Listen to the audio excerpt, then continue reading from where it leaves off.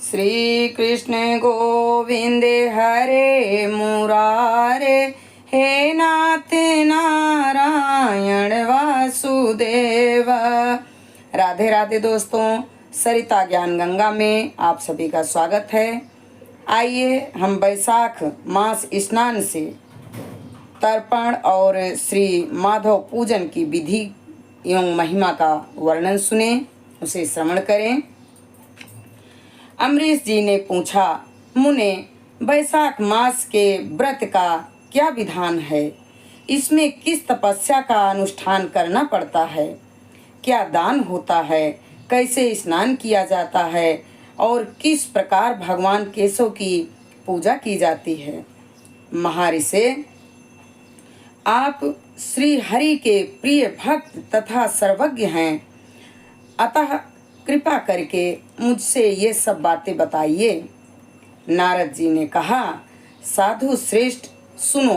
वैशाख मास में जब सूर्य मेष राशि पर चले जाएं, तो किसी बड़ी नदी में, नदी रूप तीर्थ में, नद में, सरोवर में, झरने में, देवकुंड में, स्वतः प्राप्त हुए किसी भी जलाशय में, बावड़ी में अथवा कुएं आदि पर जाकर नियम पूर्वक भगवान श्री विष्णु का स्मरण करते हुए स्नान करना चाहिए। स्नान के पहले निम्नलिखित श्लोक का उच्चारण करना चाहिए।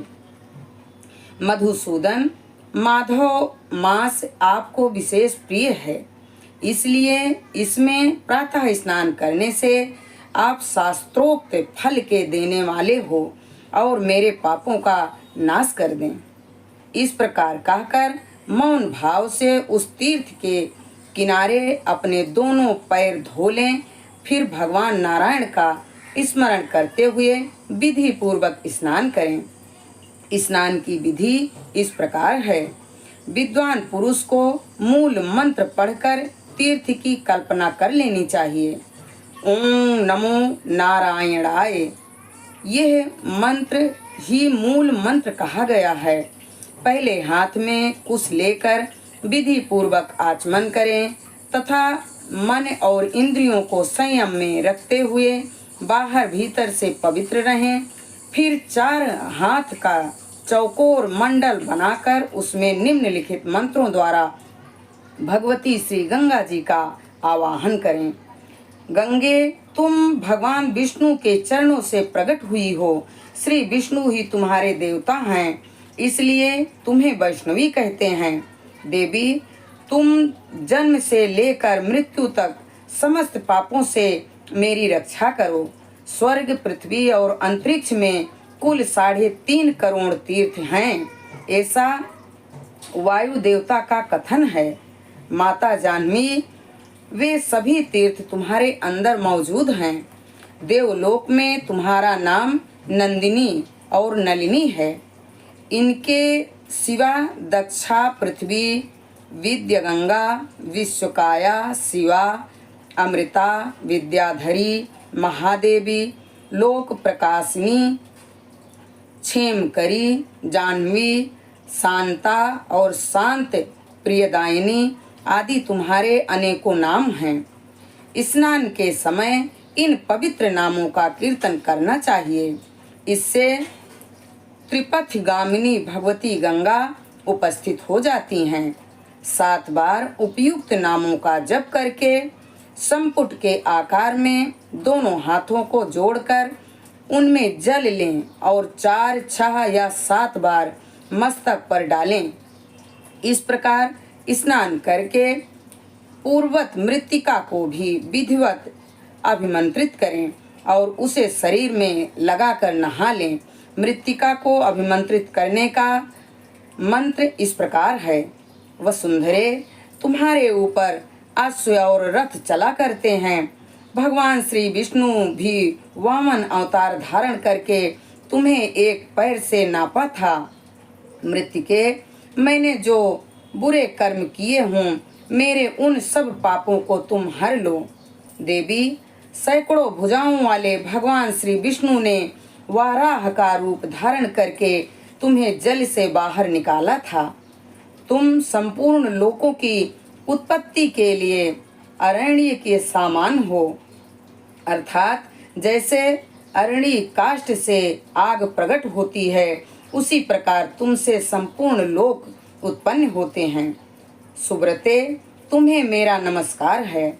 इस प्रकार स्नान करके तत्पश्चात विधि पूर्वक आचमन करके जल से बाहर निकलें और 2 शुद्ध श्वेत वस्त्र, धोती, चादर धारण कर लें।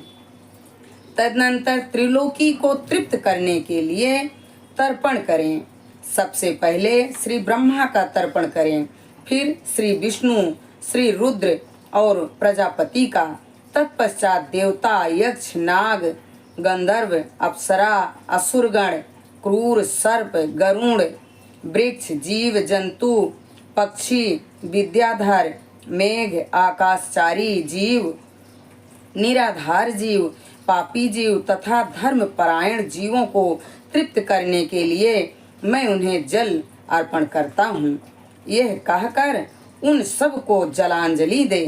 देवताओं का तर्पण करते समय यज्ञोपवीत को बाएं कंधे पर डाले रहें। तत्पश्चात उसे गले में माला की भांति कर लें और दिव्य मनुष्यों को, ऋषि पुत्रों तथा ऋषियों का भक्ति पूर्वक तर्पण करें। सनक, सनंदन, सनातन और सनत कुमार ये दिव्य मनुष्य हैं। कपिल, आसूर्य, बोध तथा पंचशिख ये प्रधान ऋषि पुत्र हैं।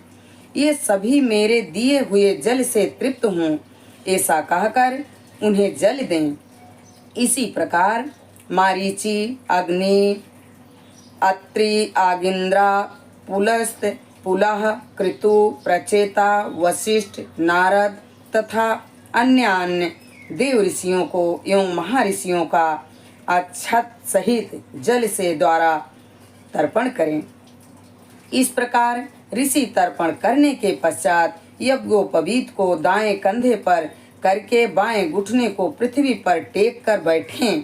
फिर अग्निवास्त्र, सौम्य, हविष्यमान, उष्म, काव्यवाट, अनल, बहिष्दत्त, पितामह आदि तथा मातामह आदि सब लोगों का विधिवत तर्पण करके निमंत्रित करें। जो लोग मेरे बांधव न हों, जो मेरे बांधव हों तथा जो दूसरे किसी जन्म में मेरे बांधव रहे हों, वे सब मेरे दिए हुए जल से तृप्त हों। उनके सिवा और भी कोई प्राणी मुझसे जल की अभिलाषा रखते हों तो वे भी तृप्त हों। यूँ कहकर उनकी तृप्ति के उद्देश्य से जल गिराना चाहिए। तत्पश्चात विधि पूर्वक आचमन करके अपने आगे कमल की आकृति बनावें और सूर्य देव के नामों का उच्चारण करते हुए अक्षत, फूल, लाल चंदन और जल के द्वारा उन्हें यत्न पूर्वक अर्घ दें। अर्घदान का मंत्र यह है: भगवान सूर्य, आप विश्व रूप और ब्रह्म स्वरूप हैं। इन दोनों रूपों में आपको नमस्कार है। आप सहस्त्रों किरणों से सुशोभित और सबके तेज रूप आपको सदा नमस्कार है। भक्त वत्सल रुद्र रूपधारी आप परमेश्वर को बारंबार नमस्कार है। कुंडल और अंगद आदि आभूषणों से विभूषित पद्मनाभ आपको नमस्कार है। भगवान, आप सोए हुए संपूर्ण लोकों को जगाने वाले आपको मेरा प्रणाम है। आप सदा सबके पाप पुण्य को देखा करते हैं। सत्यदेव, आपको नमस्कार है। भास्कर, मुझ पर प्रसन्न होइए। दिवाकर, आपको नमस्कार है। प्रभाकर, आपको नमस्कार है। इस प्रकार सूर्य देव को नमस्कार करके 7 बार उनकी प्रदक्षिणा करें। फिर द्विज, गौ और स्वर्ण का स्पर्श करके अपने घर जाएं। वहां आश्रमवासी अतिथियों का सत्कार तथा भगवान की प्रतिमा का पूजन करें। राजन, घर में पहले भक्ति पूर्वक जितेंद्रिय भाव से भगवान गोविंद की विधिवत पूजा करनी चाहिए। विशेषतः बैसाख के महीने में जो श्री मधुसूदन का पूजन करता है, उसके द्वारा पूरे 1 वर्ष तक श्री माधव की पूजा संपन्न हो जाती है। वैशाख मास आने पर जब सूर्य देव मेष राशि पर स्थित हों तो श्री केशव की प्रसन्नता के लिए उनके व्रतों का संचय करना चाहिए। अपने आभीष्ट की सिद्धि के लिए अन्य जल, शक्कर, धेनु तथा तिल आदि का दान करना चाहिए। इस कार्य में धन की कंजूसी उचित नहीं है। जो समूचे वैशाख भर प्रतिदिन सवेरे स्नान करता है, वे जितेंद्रिय भाव से रहता, भगवान के नाम का जप करता और हविष्य भोजन करता है, वह सब पापों से मुक्त हो जाता है। जो वैशाख मास में आलस्य त्याग कर एक भुक्त नवव्रत बिना मांगे मिले हुए अन्न का एक समय भोजन करता है, वह अपनी संपूर्ण आभीष्ट वस्तुओं को प्राप्त कर लेता है। वैशाख मास में प्रतिदिन 2 बार गांव से बाहर नदी के जल में स्नान करना चाहिए।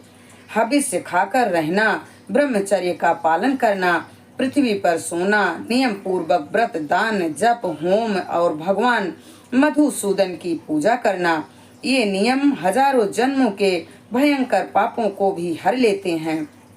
जैसे भगवान माधव ध्यान करने पर सारे पाप नष्ट कर देते हैं, उसी प्रकार नियम पूर्वक किया हुआ माधव मास का स्नान भी समस्त पापों को दूर कर देता है। प्रतिदिन तीर्थ स्नान, तिलों द्वारा पितरों का तर्पण, धर्म घट आदि का दान और श्री मधुसूदन का पूजन, ये भगवान को संतोष प्रदान करने वाले वैशाख मास में इनका पालन अवश्य करना चाहिए। वैशाख में तिल, जल, स्वर्ण, अन्न खाकर वस्त्र, गौ, जूता, छाता, कमल या शंख तथा घड़े, इन वस्तुओं का ब्राह्मण को दान करे। तीनों संध्याओं के समय एकाग्रचित्त होकर विमल स्वरूपा साक्षात भगवती लक्ष्मी के साथ परमेश्वर श्री विष्णु का भक्ति पूर्वक पूजन करना चाहिए। फूलों और फलों से भक्ति पूर्वक श्री हरि का पूजन करके यथाशक्ति ब्राह्मणों की भी पूजा करनी चाहिए। पाखंडियों से वार्तालाप नहीं करना चाहिए। जो फूलों द्वारा विधिवत अर्चन करके श्री मधुसूदन की आराधना करता है, वह सब पापों से मुक्त होकर परम पद को प्राप्त होता है। हम इस वीडियो को यहीं पर संपूर्ण करते हैं। आगे की जानकारी अगले वीडियो में। हरे राम राम राम हरे हरे, हरे कृष्णा कृष्णा कृष्णा हरे हरे। श्री लक्ष्मी नारायण भगवान के चरणों में हमारा कोटि कोटि प्रणाम स्वीकार हो। श्री गंगा मैया के चरणों में हमारा कोटि कोटि प्रणाम स्वीकार हो।